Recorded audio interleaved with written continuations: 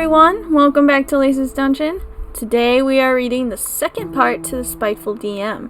It involves two separate one-shots, one done by the DM himself and one done by the OP, both drastically different, along with a bit of manipulation at the end.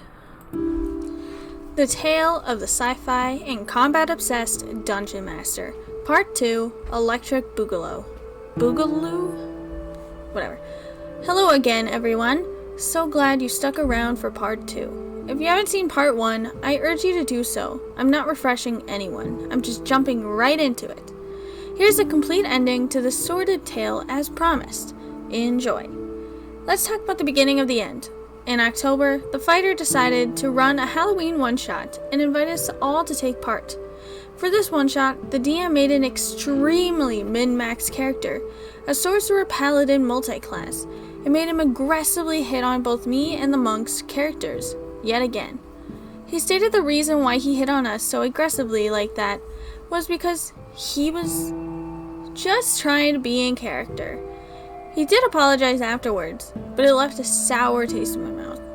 He also would go into extreme detail describing every single one of his actions in combat, further slowing down the pace, which usually I wouldn't mind. I love it when people flavor their attacks. It's one of the highlights of combat for me. However, making us all sit there while he rasped poetic about every single one of his character's same sword slashes for the 15th time just really tried my patience. He even interrupted the DM and other people's turns whenever he forgot to describe even one of his many attacks. I wouldn't go into too much detail about this one-shot, but I will mention that the DM ended up one-shotting the boss wizard in one hit, dealing like 200 damage to him in one turn. The reason why this marked the beginning of the end was due to me. The one-shot really inspired me to run my own game, and I decided on doing a Christmas-themed one-shot in December. The DM told us he was going to do a holiday session with our campaign characters, but he said I was welcome to have a separate one-shot if I wanted to. I went full in on this, creating detailed maps and taking care in picking out the soundtracks and music. I mentioned that it was going to be more puzzle focused, and the DM kind of gave me crap for it. He told me that puzzles were kind of bullcrap, and that the group probably wouldn't be able to decipher them. I assured his worries and told him that if they really got too difficult, I could always move on or give them an easier solution. But he still doubted me and dug his heels in the sand, not budging from his view that puzzles were stupid and that they would be much too difficult. So I'll admit, I kowtowed to his demands. I made my initially complicated puzzles into easy to solve riddles, because I really wanted everyone in my group to have a good time. My worst fear was that my group would come out of my session hating it, so I did my best to make a one-shot they all would like, even if it meant scrapping some of my ideas and plans. Everyone in our group made characters, and the DM used a character that he was already using in the campaign as an NPC. Our fighter made an orc wizard character for the one-shot, specifically to piss off the DM, who hated orc wizards as a concept and made no secret of it. The fighter was really done with the DM at this point, especially after the Halloween session. But what's important to the story is that our rogue player made a non-binary elven bard character for the one-shot, which I was fine with. As I mentioned before, I'm queer myself, and I learned after the fact that a lot of the group actually was queer as well. Now, all that I'm about to say I learned after the fact. If I'd known about this sooner, I would have done or said something about it.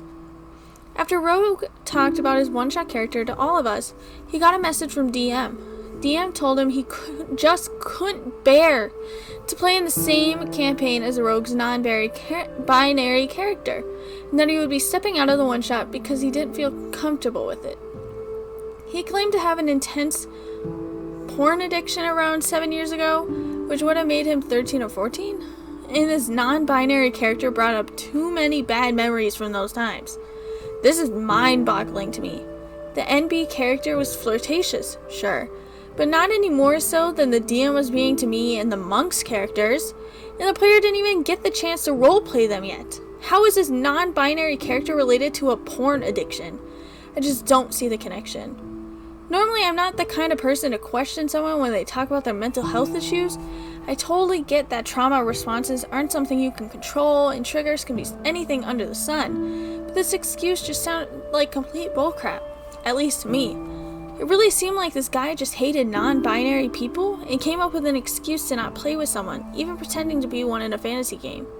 But whatever, I truly still didn't know if this was, in fact, the real reason why he dropped out of the one-shot. Maybe he hated the orc wizard character so much he refused to play it, or maybe he really didn't want to do any puzzles, or maybe he really did have trauma related to non-binary people, somehow. Nevertheless, the DM didn't end up playing, and the rest of us had a wonderful time. He gave the excuse that he wasn't having a good day, and we were free to puppet his character if we wanted. I only learned about the non-binary stuff much later. I was partially relieved when he opted out at the time. It made my job much easier and allowed the session to move a bit faster than the Halloween one. But one-shot was much more exploration-based and puzzle-focused, which most of us had been starved of for the entire campaign. We all ended up having a good enough time, and I actually had fun as the first-time DM. However, the very next day after my one-shot, there was the DM's holiday session. He hyped it up a fair bit, talking about how we were going to kill Santa Claus and how epic it was going to be. His session was the direct polar opposite of mine. It was a huge railroad, with the characters literally being warped to another dimension and an NPC character guiding us the entire way. We had little say in anything, as we moved from set piece to set piece with loose reasoning as to why. The most egregious moment, I hope I said that right, however, was the boss. Santa Claus was in a sleigh, high off the ground. The DM made him a 20th level spellcaster to face our 9th level party, and use a character sheet instead of a monster stat block. He was a warlock and shadow sorcerer multi-class, and it was by far the most bullcrap thing I've ever encountered. Every time we tried to do anything, we got constant pushback. With the sleigh mechanic, the DM essentially made a 3D fight on a 2D map. This caused so much confusion and arguments about where people were in physical space. Everything we'd do seemed to do nothing. Cast a spell at him, magic resistance. Try to slash at him, legendary resistance. He used sorcery points to immediately succeed on saving throws or shut down any magic we tried to pull. He was just far enough off the ground so that it negated the monk and the fighter's abilities to protect against fall damage. Oh, you want to push him off the sleigh and you got a natural 20? Oh yeah, you knock him off, but he's just going to misty step right back onto the sleigh on his next turn. It was practically torture. Yes, it was all according to the rules, or so he claimed, but it was really unfun to fight. This whole melee lasted for 4 hours, and it was a slog the entire time. All during this fight, the DM decided to use this dubstep Christmas remix from Saints Row, and having that track loop for 4 hours straight got on my last nerve. The worst part was when my character finally managed to kill him. The boss immediately came back to life. The DM was using the mythic traits from Theros, and made the boss immediately resurrect with full health. Even if our DM planned to use mythic traits from the beginning, I don't think he should have gone through with it after all this. Keep in mind, by this point, it had been 4 straight hours of us fighting this guy. 2 of our party members had died, and the rest of us were close to being downed already. After Santa resurrected, he cast Meteor Swarm, and it led to an instant TPK. Remember when I mentioned his homebrew ruling about character death and how we're allowed 1 more turn before we died? Well, since it was a TPK, we all got really OP last turns, and we were able to kill him. Plus, the DM made it clear that if our characters died in the holiday session, it wouldn't have any effect on our normal campaign. But the cherry on top of this whole miserable affair was that he said it was bittersweet victory, that we would only get half XP. So we fought this thing for, may I remind you, 4 hours. We're just barely able to kill it, and we're only getting half the credit. And then afterwards, he made us feel like crap about beating it. The whole fight he made comments about how, there's a way to beat this, you just need to figure it out, etc., ad nauseum. It really felt like he was taunting us with it. Once the fight was over, he then revealed to us that we could have easily beaten him if I had just taken the repelling blast Eldritch Invocation to knock him off his sleigh reliably, instead of having to make strength checks to do so. Felt like he was blaming me directly as to why the fight was so hard, trying to justify the difficult battle. Sure, we got some Christmas gift magic items out of the whole affair, but it did nothing to sweeten the bitter taste the session left in our mouths. The difference between my one-shot and his was like night and day. It didn't help that I ran mine the day before he ran his, so it added more insult to injury. We had a whole discussion about it as players after the fact without him, talking about how our DM's problems and how we didn't want to play any more one-shots with him if they were going to be like that. It was a proverbial straw that broke the camel's back, and the tipping point for most people in our group. We all talked about his multiple issues as a DM, not just a failure that was the holiday session. We kept venting to each other, and it really was a wake-up call. So we all decided to put D&D on hold for 2 weeks during the holidays, directly afterwards. It was supposed to signify us giving him one last chance. If it came back and there still wasn't any improvement after a while, then we would take action, i.e. leave. The holidays passed, and soon we were back to playing D&D again.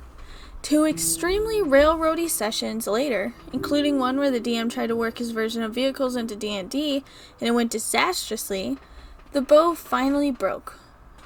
Or bow. I don't know. Our monk player decided to leave, citing work and school as a reasoning. The fighter asked to leave shortly after. The DM asked me in a private message if I was having fun with the campaign, and I was honest. I laid it out and told him my problems, in a delicate way. I didn't want to scare off DMing altogether, so I was gentle with it. He then went into the Discord server and went on a meltdown/tirade, asking why we all hated his campaign and why we didn't speak up sooner. When we made it clear we wanted the campaign ended because we were going in different directions as to what we wanted out of it, he acted as if the world was ending. He was almost like a manipulative boyfriend, begging the rest of us to take him back, that he'll do better next time, etc. He offered to run modules, to do anything in order for the group to stay together. Keep in mind, this happened during the middle of the day during the week when most everyone was busy and at work. So it mostly consisted of him ranting on the server, asking why and how this could have happened. Me and the rogue popped in when we had time to spare, talking with him and trying to show him why we were dissatisfied and that there weren't any hard feelings. I think he took it really personally, which I understand to a certain extent, but it went to a ludicrous extreme. The rogue suggested we do one last session to send everyone off, but the DM was having none of it. He mentioned that if he did run a last session, it would only be with the monk and the sword mage, which he previously confessed to being his favorite players. He made excuses that he owed them or some crap, but it's clear he just thought the rest of us hated his guts because we were trying to get him to improve. He deleted the server immediately after his tirade, after making a promise not to delete it until midnight, mind you, and then sent us private PMs about how he had failed us all, and blah blah blah. It felt like he was throwing a bit of a pity party for himself, constantly putting himself down and making us feel obligated to give him reassurance. He blocked Rogue and Fighter, but he hasn't blocked me as of yet, but I'm sure a block is on the way if he manages to find this. Even after all this, I'm not sure I still hate our DM. He was a chill guy and we talked/related to each other a lot, but he was just way too stubborn and unwilling to cater to our needs. If you are reading this DM, you already know who I am, and you're wondering why I'm the one out of all of us who wrote this. You really need to learn how to take criticism, how to respect boundaries, and how to read a room. You need a group that wants to play in a sci-fi world, that wants hard combat encounters and crazy optimized builds. This group wasn't us, and that's the honest truth. Also, you maybe shouldn't make creepy comments to women during roleplay without at least asking if it's okay first. Just maybe. As for everyone else, thank you for reading this, if indeed you still are. I had to get out my feelings like this in a public way, just to wash my hands off of the experience and tell you about all the drama. The story has been sitting in my Google Docs for like a year, because I felt publishing right after crap went down would have been in poor taste, and just rubbing salt in a wound. I'm now playing semi-weekly games with Fighter, Rogue, and Sword Mage, and it's wonderful. I DM'd Waterdeep Dragon Heist for them this summer, and it was a blast. So if this group was good for anything, it was that I met all of these cool people who I absolutely adore playing D&D with. So yeah, this ended up being much too long, sorry about that. I may post more about this group. This is really only the tip of the iceberg. or about another group that was pretty bad in the future, if people are interested. But I think I got it all out of my system now. I hope your groups don't devolve in the same way this one did. Peace. The idea of one-shots for Christmas or Halloween seems very interesting. It was wrong, however, for DM, as we still call him, even if he wasn't the DM for the Halloween one-shot, to flirt with the characters aggressively. Sometimes, if I hear that it's what my character would do, then there is something underlyingly wrong. I understand having some flirtatious roleplay if that is a character, but to be doing it aggressively is a bit different. Another thing is the overly poetic attacks he did. He was obsessed with showing everyone what he was doing, even if it was the same thing over and over again. Maybe he was doing it to make the game more about him and less about the others, to steal time away from the others as they roleplay too. Who knows?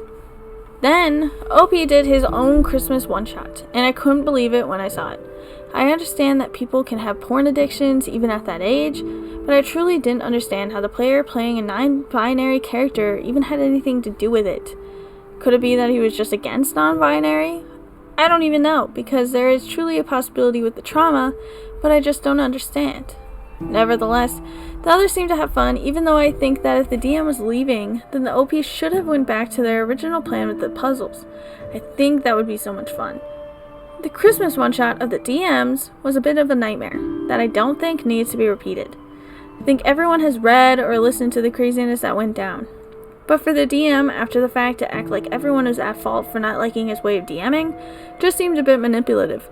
They were trying to get the others to bow down and just give them what they wanted, and that was reassurance, even though they clearly needed to hear some criticism.